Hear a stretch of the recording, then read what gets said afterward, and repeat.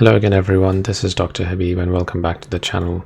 Today we'll be talking about acid-base disorders, and towards the end you should hopefully be able to interpret arterial blood gases confidently.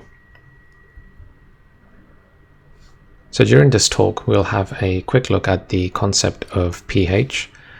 After that we'll have a look at the mechanisms which help maintain the pH within normal limits in the blood, and then have a look at the two key disorders, acidosis and alkalosis, which are then classified into either respiratory or metabolic, and we'll move on to solving a few scenarios towards the end.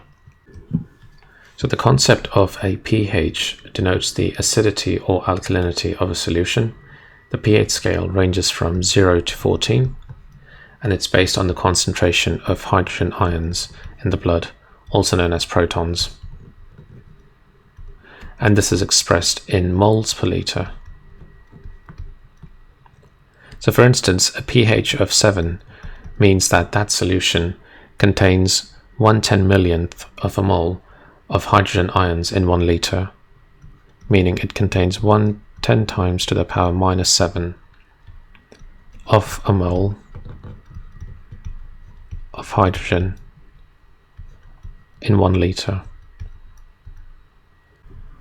Along similar lines, a pH of 5 would mean a value of 1.10 to the power -5, and the same thing with 12 or any other value from 0 to 14. Okay?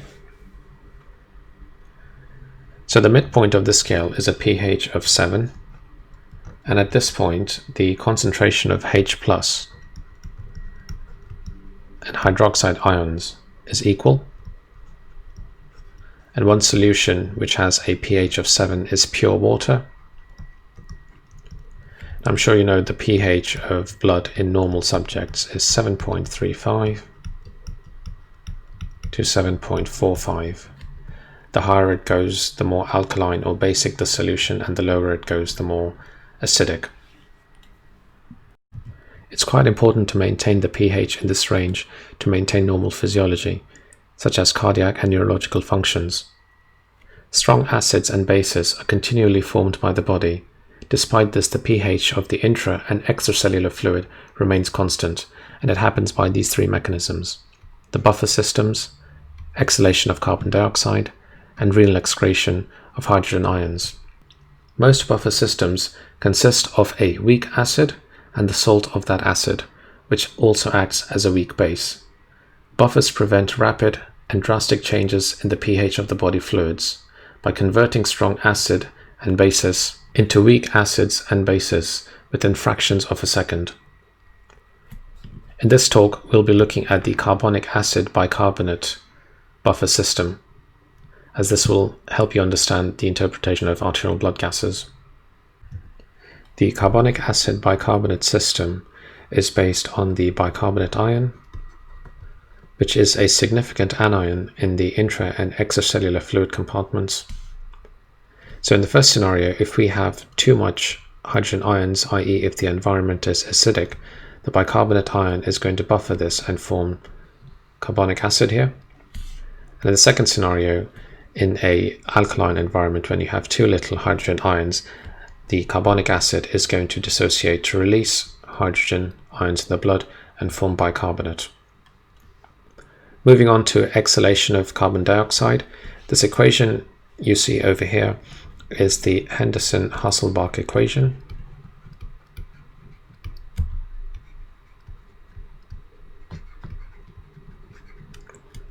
Sometimes it's also denoted as pH equal to the concentration of bicarbonate over the partial pressure of carbon dioxide in the blood.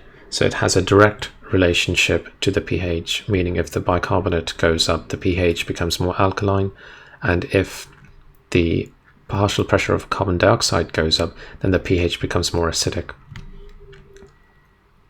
So what happens in this scenario? So you have too much hydrogen being released due to a process leading to acidosis, and the concentration increase of hydrogen ions will be picked up by the central and peripheral chemoreceptors in the aortic and carotid bodies, and this will stimulate the inspiratory center in the medulla and cause contraction of the diaphragm and the external intercostal muscles and lead to a deep breath, which will then blow off the carbon dioxide from the lungs.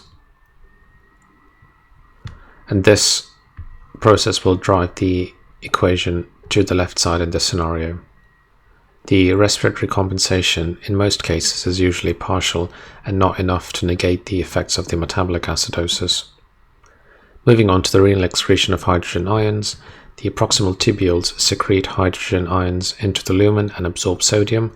However, the most important bit of urine acidification happens in the intercalated cells, which are a part of the collecting ducts of the nephron. The hydrogen is secreted into the lumen and bicarbonate ions are absorbed. Let's move on to having a look at the acid-base disorders themselves. So an acidosis is going to lead to a depression of the central nervous system and cardiovascular functions, can lead to cardiac arrest and death. And this happens mostly because the enzymes fail to function in an acidic environment. On the other hand, an alkalosis is going to lead to overexcitability, and this will cause nervousness, muscle spasm, eventual convulsions, and even death. So I've rewritten the Henderson Hasselbach equation over here again, which will hopefully aid understanding of the respiratory acidotic process. So respiratory acidosis is caused by COPD classically. It can also happen due to pulmonary edema, which will impair gas diffusion, and also any cause of an airway obstruction. So the outcome is that the diffusion is prevented, and in chronic obstructive airways disease, these patients can be chronic CO2 retainers. So what's going to happen in this instance? You have an increase of carbon dioxide, and therefore that will combine with the water and drive the equation to the left, thereby releasing more hydrogen ions into the blood, making the pH more acidic. In a respiratory alkalosis, you have an increased ventilatory rate as seen in severe anxiety panic attacks or at high altitudes. This is because the respiratory rate increases to draw in more oxygen because of the reduced partial pressures, and in the process you can just end up blowing off excessive CO2. Okay, and as carbon dioxide is an acidic gas, releasing excessive amounts of carbon dioxide due to hyperventilation will then draw out the equation to the right. And this will lead to consumption of hydrogen ions, causing an alkalemic environment, or in other words, raising the pH. Moving on to metabolic acidosis, this can happen due to numerous causes. Some of them are septic shock, diabetic ketoacidosis, drugs such as salicylates, and even poisoning with agents such as ethylene glycol or methanol. In conditions like septic shock and hypoxia, lactic acid is formed, and this will release the hydrogen ion to bind with the bicarbonate, and this will lead to a decrease in bicarbonate reserves of the body, leaving behind the excessive hydrogen ions to cause acidemia. It's also important to bear in mind that these processes will lead to byproducts, such as in lactic acid, you'll have lactate, which is simply lactic acid without the hydrogen ion, and this can also be measured in the arterial blood gas and is negatively charged. Likewise, in diabetic ketoacidosis, you will have beta-hydroxybutyric acid, which will then form beta-hydroxybutyrate, and in drugs such as ethylene glycol, you'll form oxalic acid, and with methanol, you'll form formic acid. Moving on to metabolic alkalosis, causes like vomiting, because you will vomit out your hydrochloric acid. The same mechanism happens in gastric suctioning, and with diuretic use, the hydrogen ions are excreted in the renal tubules, and also with dehydration. This will also lead to a release of aldosterone via the RAS pathway and lead to absorption of sodium at the expense of losing hydrogen in the kidneys. One thing I wanted to bring to your attention was the anion gap when we discuss metabolic acidosis.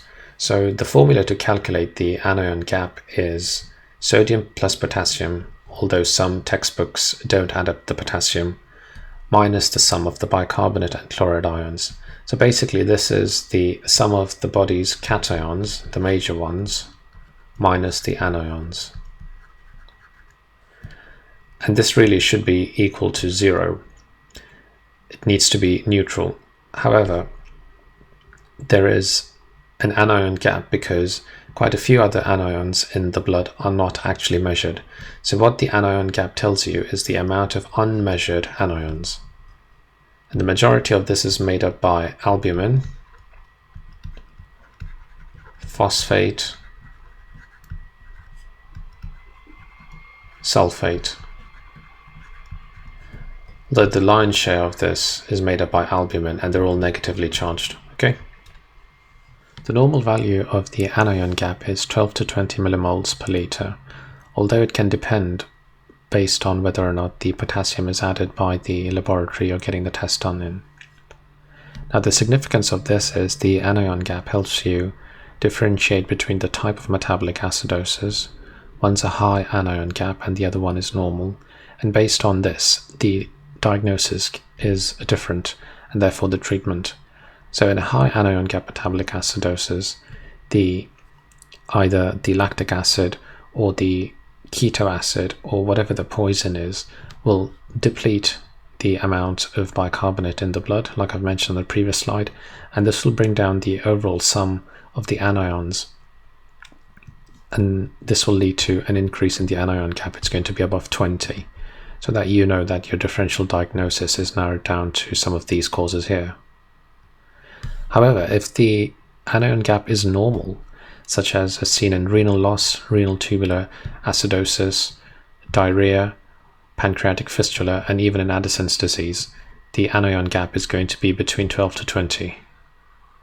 That's because despite a drop in the bicarbonate ions, in a normal anion gap you'll have a compensatory increase in chloride ions, which is why the sum of the anions doesn't change, and therefore you get a normal anion gap metabolic acidosis. So that concludes part 1 of this talk.